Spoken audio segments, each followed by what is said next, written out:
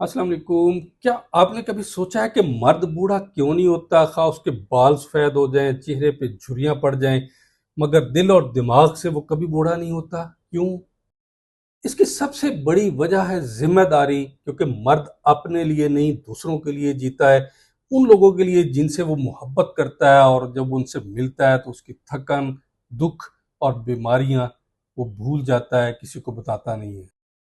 جب تک اس کے بچوں کی مسکراہٹ قائم ہے، جب تک اس کے چھت قائم ہے اور بچوں کے ساتھ اس کا رابطہ قائم ہے، دوسروں کے سہارا بننے کا سلسلہ قائم ہے، وہ ہار نہیں مانتا، اور ہر صبح ایک نئی امید کے ساتھ وہ اٹھتا ہے، کام پہ جاتا ہے. کیونکہ وہ یہ جانتا ہے کہ اگر وہ تھک گیا، ہار گیا، بیٹھ گیا تو پورا گھر تھم جائے گا، سلسلہ ہی رک جائے گا. مرد کی جوانی اس کے جسم میں نہیں، بلکہ اس کے جذبوں اور قربانیوں میں زندہ رہتی ہے.